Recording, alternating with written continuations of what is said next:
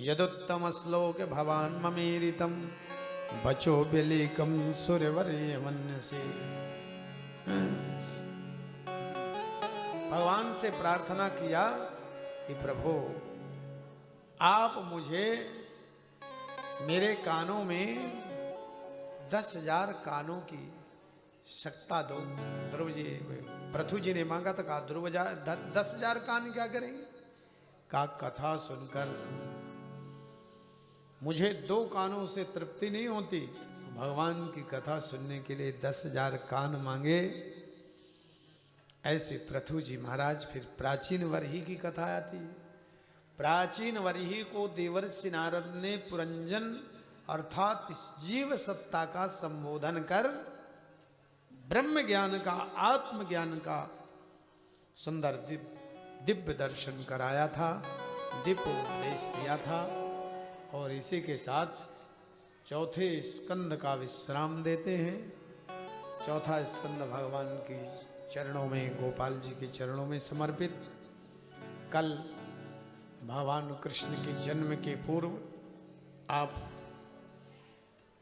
अनेक कथाएं पंचम, छठम, सप्तम, अष्टम में विभिन्न कथाएं, उन सब कथाओं को सुनकर संक्षिप्त में राम कथा भी आती, वो सब सुनकर भगवान कृष्ण के जन्मोत्सव का आनंद कर लेंगे। कल भगवान का जन्मोत्सव होगा। हम पूरे मिश्र परिवार का हृदय से धन्यवाद करते हैं। आदरणीय वकील जी यहाँ पर विराजमान हैं, सम्मान्य श्री महंत जी, और एक छोटे भाई शायद उपस्थिति नहीं दे पा रहे हैं। बहुत बड़ी घर गृहस्थी है, वो भी देखना जरूरी है। माता जी के छत्र छाया में ये कार्यक्रम संपन्न हो रहा है। किसी प्रकार से कोई असुविधा हो तो भाई गांव देहात का आश्रम है, असुविधा के लिए खेद है,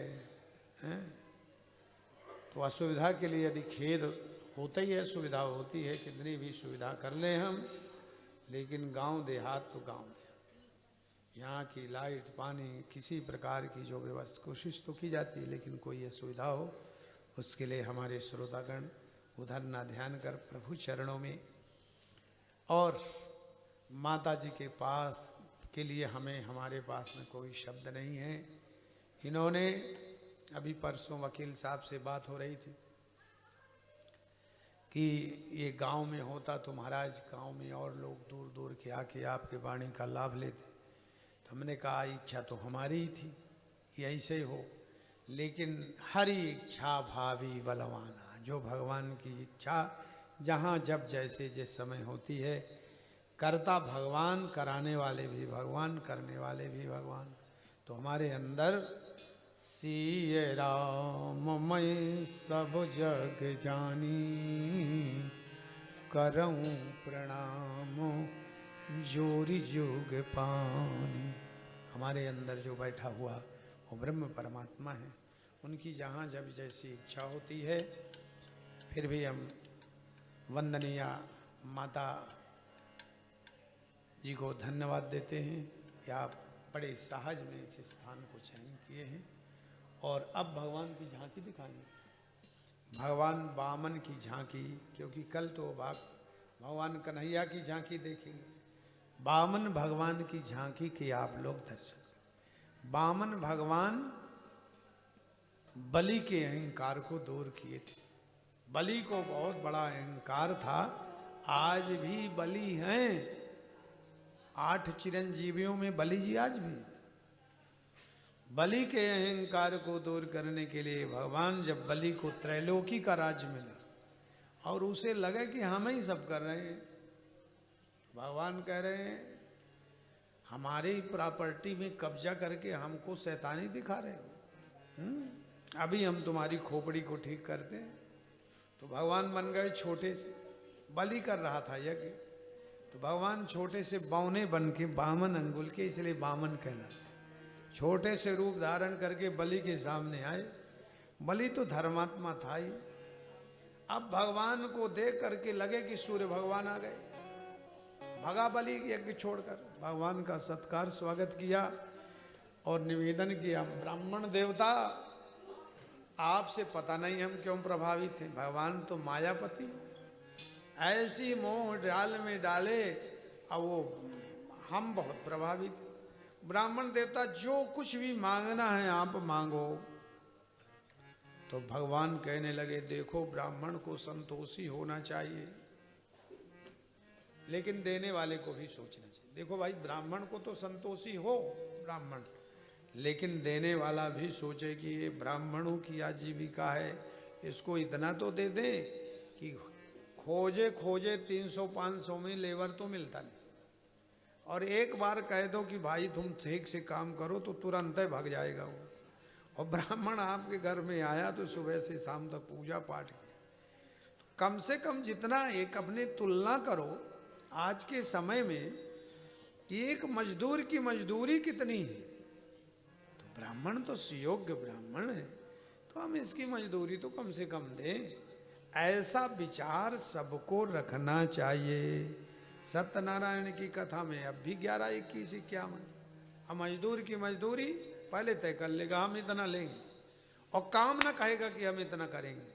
मजदूरी तो तय कर लेगा, काम नहीं कहे, ये नहीं कहेगा कि हम इतना करके देंगे, फिर भी आप लोगों की मजबूरी कराते हो। ब्राह्मण के लिए सब धान 22 पसेरी, इसलिए थोड़ा भगवान को ब्राह्मण को संतोषी तो होना चाहिए हैं। लेकिन यजमान को भी साल 2 साल 6 महीने जब भी मौका पड़े पूजा पाठ कराने का। हम यहीं के ब्राह्मण की बात नहीं कर रहे, कहीं भी कि कोई भी आप लोगों के घर में पूजा पाठ करने आवे तो भाई कम से कम मजदूरी कर हैं, सुबह से शाम तक लगा रहे।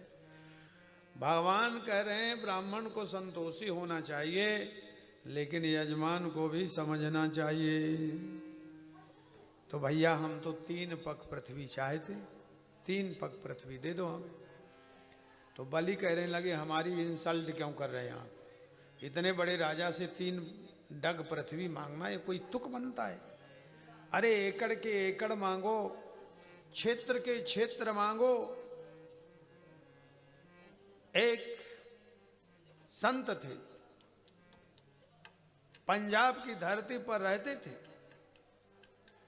उस समय मुगलों का राज्य था। मुगल सम्राट के नौकरों ने देखा कि जंगल में एक महात्मा भजन कर रहे हैं। जब जंगलों से महात्माओं को खोज खोज करके पीड़ित किया जाता था, उस मुगल बादशाह को पता चला तो संत के पास पहुंचे। संत से पूछे क्यों जंगल में पड़े हो, कुछ करते हो?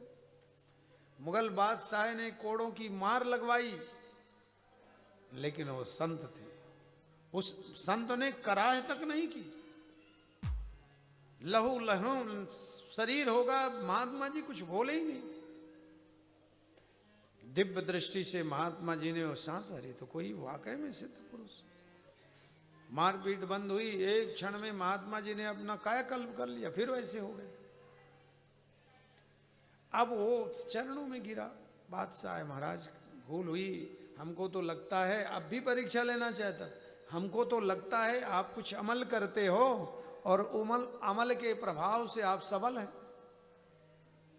कुछ लेते हो? कहा नहीं। फिर क्या होता है? कहा कौन क्या करता है? तो वहां एक कुतिया बैठी थी।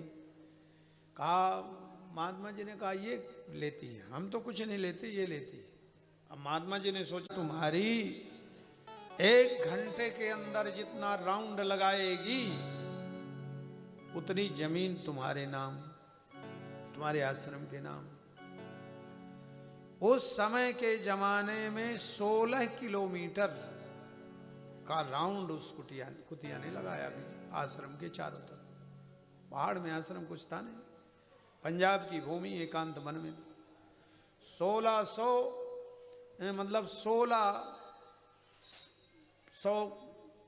किलोमीटर में वो भूमि मिल गई महात्मा जी। जब वो कुतिया मरी, आज उस कुतिया की समाधि बनी हुई है। महात्मा जी के समाधि के दर्शन कर हजारों के कष्ट दूर होते हैं, लेकिन उस कुतिया के समाधि में लोग प्रणाम करते तो कामनाएं पूरी होती। ये किसी किसी कुत्ते को काट दे तो जैसे अपने यहाँ इस क्षेत्र में कहीं आसपास जाते हैं, ऐसे वहाँ उस क्षेत्र में जाकर के लोग समस्त मनोरथों को पूर्ण करते हैं। आज भी वो जगह है, हम गए हैं, उसका नाम पिंडोरी धाम। तो बहुत लोगों ने कब्जा कर लिया उस समय, फिर बाद में, लेकिन आज भी 1600 बीघे जमीन, उस एकड़ 1600 एकड़ जमीन उस आश्रम। तो धरती महापुरुषों की धरती है। वामन भगवान बलि के अहंकार को दूर करते हुए तीसरा पैर, दो पैर में तो पाताल में तस्सहि पादमूलम पठन्ति पाशनिम प्रपदे रसातलम, 2 डग पृथ्वी में त्रिलोकी को ले लिया। कहा अब तीसरा कहां रखूं? बोलो, बहुत बड़े दाता बनते हो। यदुत्तम श्लोक भवान ममेरितम बचो व्यलीकम सूर्यवर्य मन से करोम्यतम तन्न भवेत् प्रडम्भनम पदम तृतीयम पुरुषेष्णिमेनि। बलि कहते तीसरा पैर मेरे मस्तक पर रख दो और मुझे भी अपना बना लो। और जो तीसरा पैर रखा तो भगवान तो रोने लगे, कहने लगे बलि आया था तुम्हें छलने के लिए, मैं ही चला गया, अब तुम मेरे हो गए, सब तुमको मैं वापस कर। तो बलि ने कहा ऐसे दाता थोड़ी हूं कि देके और मना कर दूं और देके वापस ले दूं। अरे दान देने की विधि होती है, सोच समझ के दान करो, और दान किए तो दे दो। और नहीं, आप लोगों को पता है, क्षेत्रवासियों को, ग्रहण के समय में दान दूना, फिर दूसरे ग्रहण में और दूना, और लाभ है नहीं मिलने। मैं वापस लेने वाला नहीं।